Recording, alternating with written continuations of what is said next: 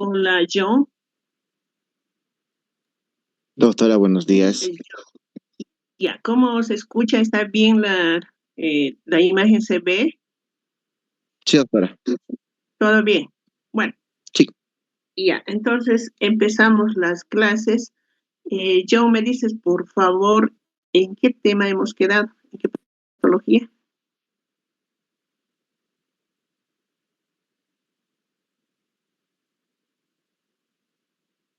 A ver, de los que están presentes, ¿en qué patología habíamos quedado la anterior clase, por favor?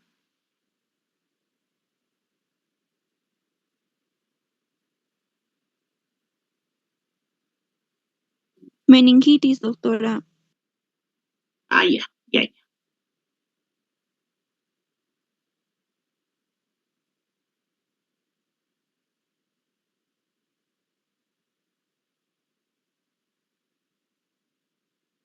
Bueno, ahí, ya chicos, vamos a continuar. Buenos días. Bueno, continuaremos con los temas. Como dice su compañera, habíamos quedado en meningitis. ¿Qué es meningitis? Meningitis es una infección de las leptomeninges. ¿Cuál es la etiología? Igual que en las otras patologías, el neumococo, el meningococo, o puede ser un virus también, ustedes saben, ¿verdad? Pero siempre va a haber un agente etiológico, cualquiera sea. ¿Cuál es la sintomatología? En la meningitis se presentan tres periodos, ¿sí? Un periodo inicial donde probablemente no podemos darnos cuenta si es una meningitis de causa óptica, es una complicación de un problema óptico o puede ser también una virosis, pero es un periodo donde tiene síntomas que capaz nos confundan y no lleguemos al diagnóstico o a la causa misma. ¿Sí? Entonces, ¿qué es lo que va a pasar en el periodo de inicio? Hay cefalea intensa, hay intranquilidad, fiebre, que puede ser común a cualquier proceso infeccioso, hay taquicardia por la misma fiebre, algias musculares, dolores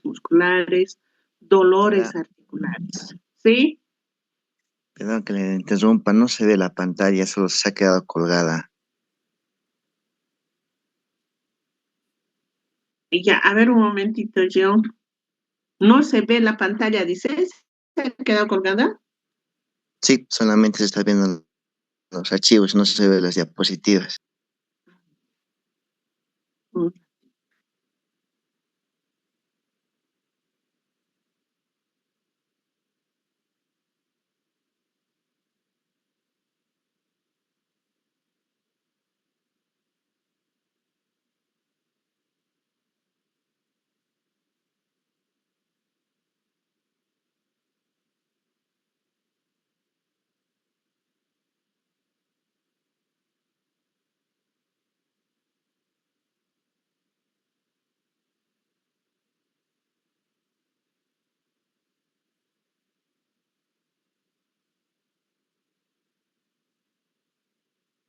Ahora, John,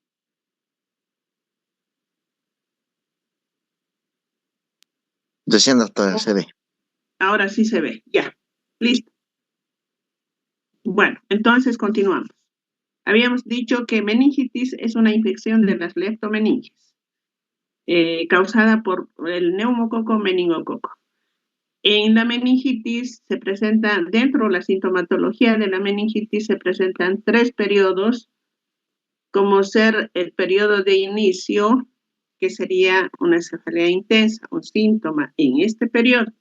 Hay intranquilidad, hay fiebre, taquicardia producto de la fiebre, algias musculares, articulares.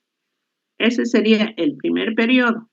El segundo periodo, llamado también periodo de estado, es donde la cefalea se intensifica, es más intensa. Y aparece un síntoma que es la rigidez de nuca. ¿Sí? Es un síntoma patognomónico, podemos decir, de la meningitis. es por la posición en gatillo de fusil, ¿no? Dentro de la semiología general, probablemente ustedes hayan visto esta. Hola, hola. Dentro la semiología general, probablemente hayan visto también este signo, que es la posición en gatillo de fusil. También en este periodo se ve otro síntoma, que es la fotofobia, los vómitos y el delirio. Entonces vean cómo en cada periodo aumenta los signos y síntomas que agravan al paciente.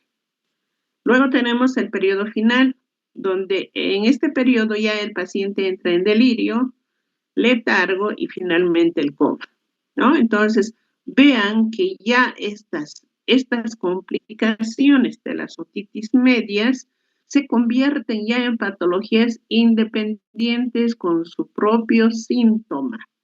Ya acá, incluso, como les dije anteriormente, ya no se puede llegar a la causa misma, ¿sí? A la enfermedad de base. ¿Por qué? Porque la patología ya es independiente, ya tiene su propio síntoma.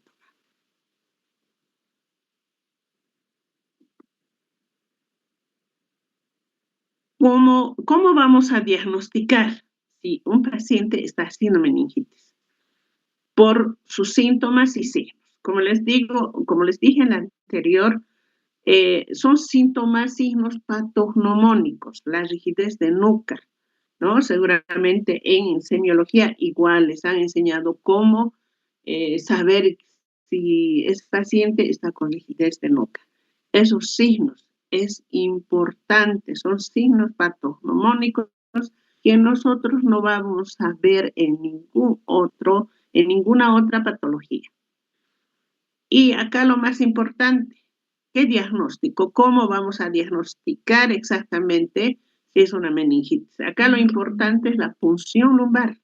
Entonces se hace una punción lumbar y se ve cómo es la característica del líquido cefalorraquídeo, se manda eso al laboratorio y el laboratorio nos va a dar el germen causante de esta meningitis, ¿no? Entonces, de esa forma es donde se va a diagnosticar la meningitis misma, pero nosotros tenemos que hacer una historia clínica completa para saber que la causa, el foco infeccioso está en oído. Por eso hablamos de que las complicaciones, de que la meningitis es una complicación de una enfermedad de oído.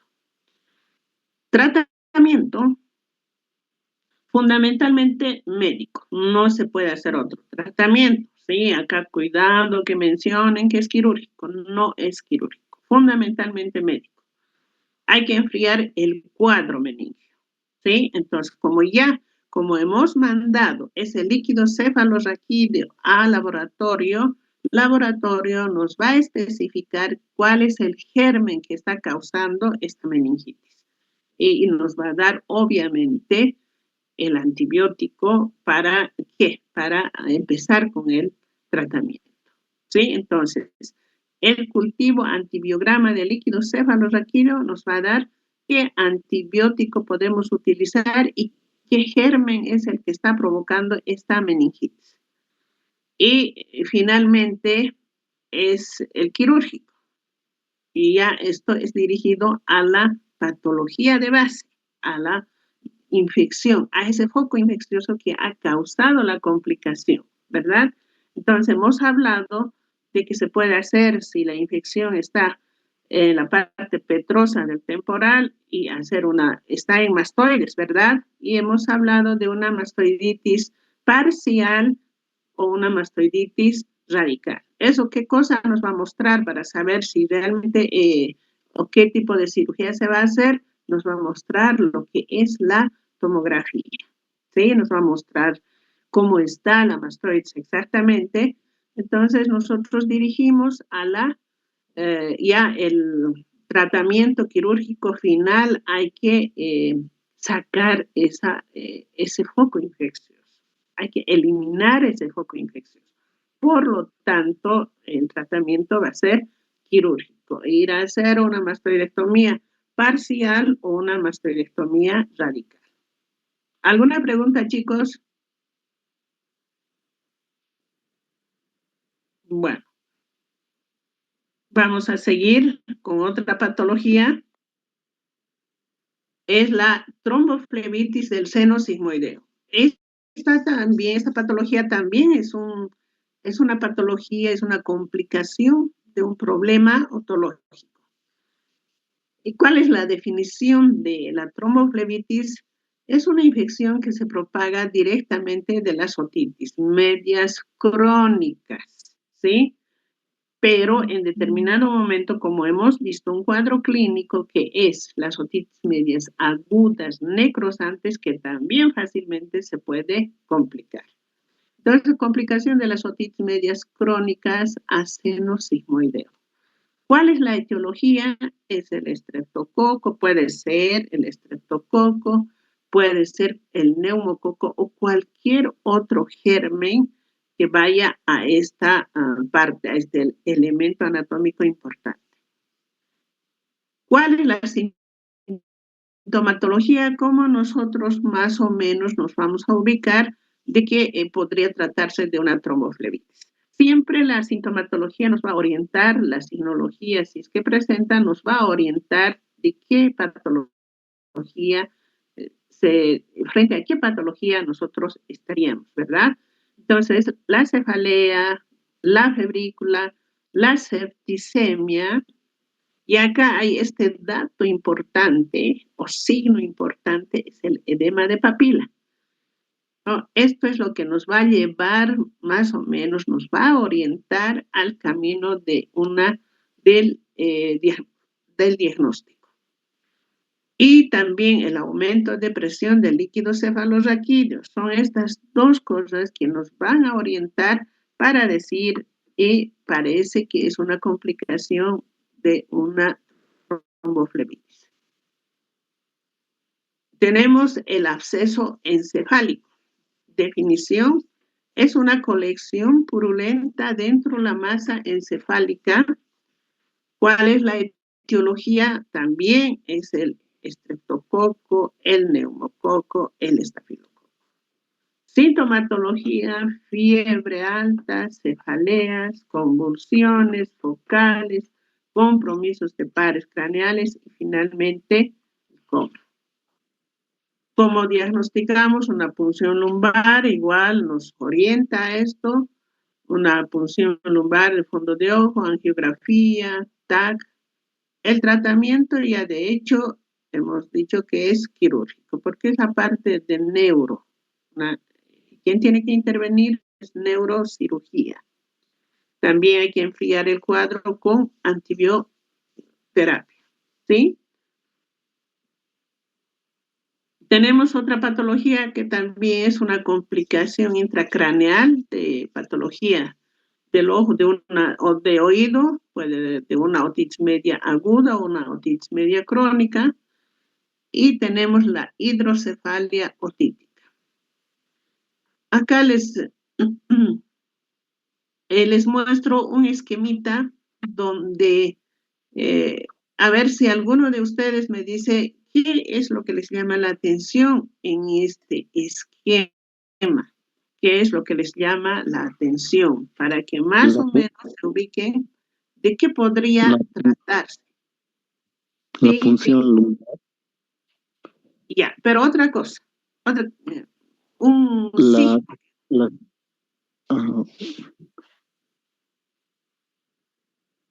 Otorrea, doctora. No, es la salida de líquido, ¿verdad? La salida de líquido del conducto auditivo externo. Entonces, esa especie de gotitas que ustedes ven nos va a mostrar la salida de líquido del conducto auditivo externo. Por lo tanto, esta hidrocefalia otítica es una complicación de la otitis media aguda. Puede ser necrosante, que es una patología que rápidamente va digamos, provocando una muerte celular y también puede ser complicación de una otitis media crónica. ¿Qué es la hidrocefalia otítica? Por aumento de la presión del líquido cefalorraquídeo, y esto va acompañado de síntomas y signos de hipertensión endocranial. Entonces, esta patología se produce por aumento de la presión del líquido cefalorraquídeo. ¿Cuáles son sus síntomas? Es la cefalea. Si hay aumento de presión del líquido cefalorraquídeo, el síntoma principal va a ser la cefalea. Luego tener una cefalea intensa, tenemos diplopía. A ver si alguien me puede decir qué es diplopía.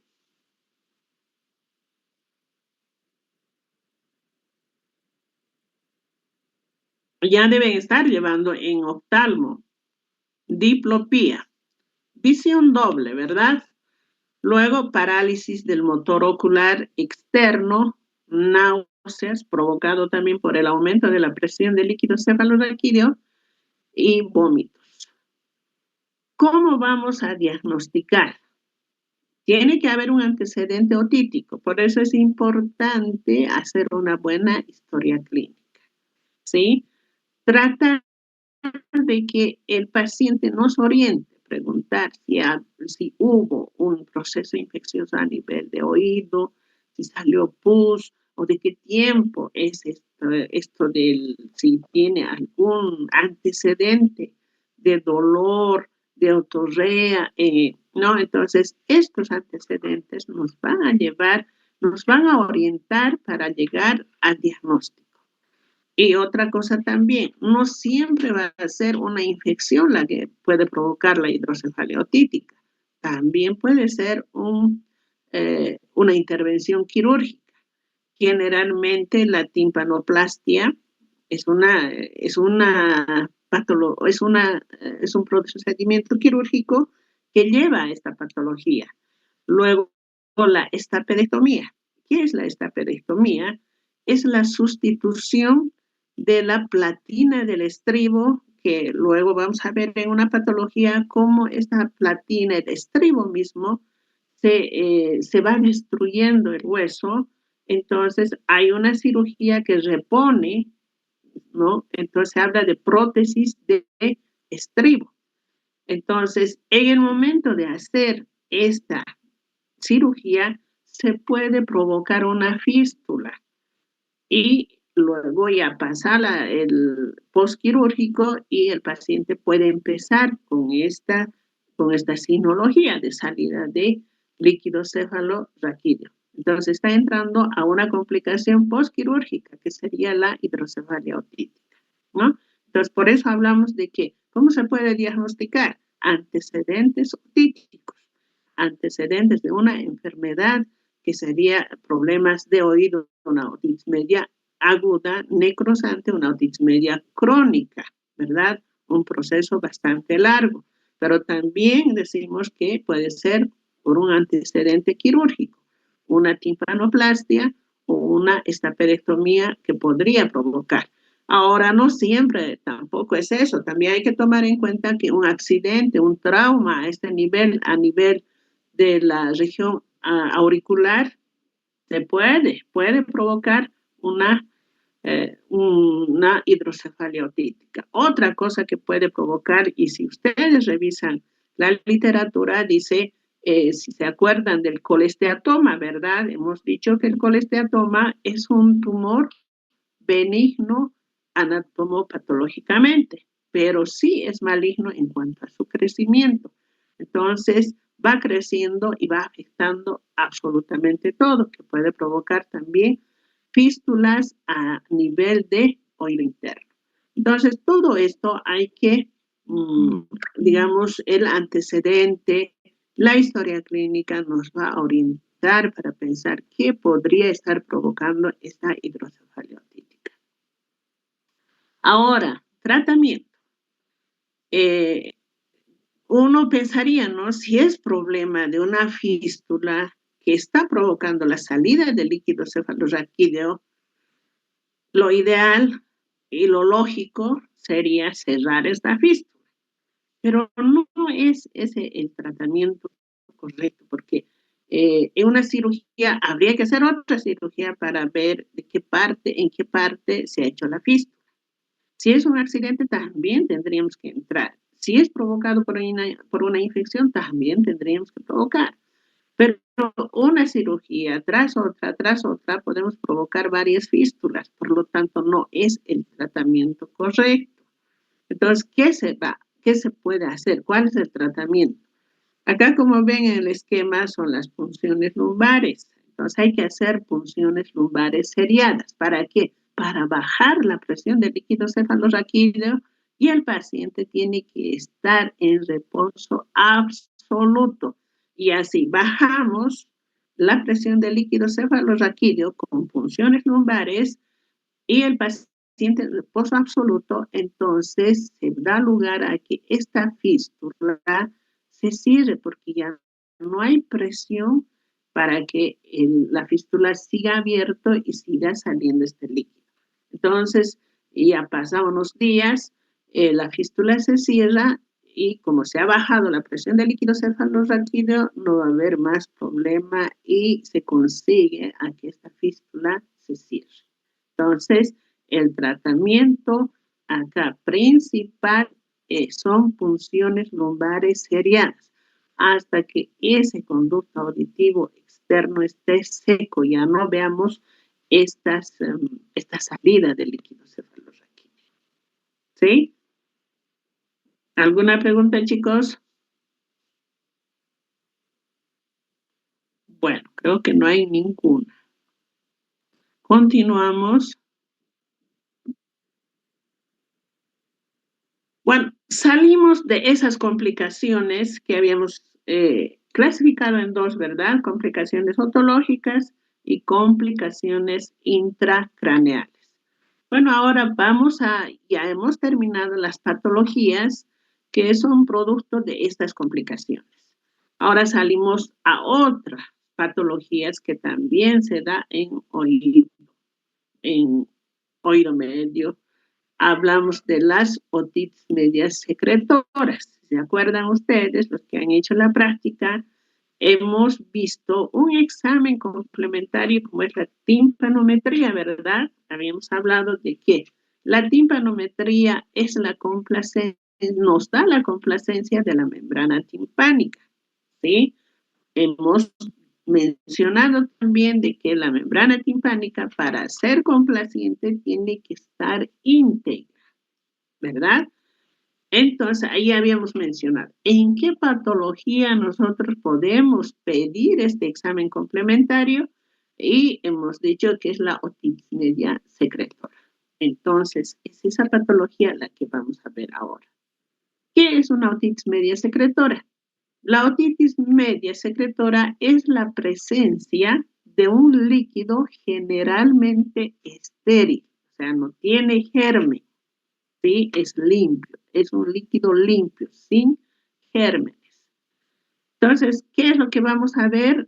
Como habíamos dicho, es la membrana. Si ven ahí, la membrana está íntegra, no hay perforación.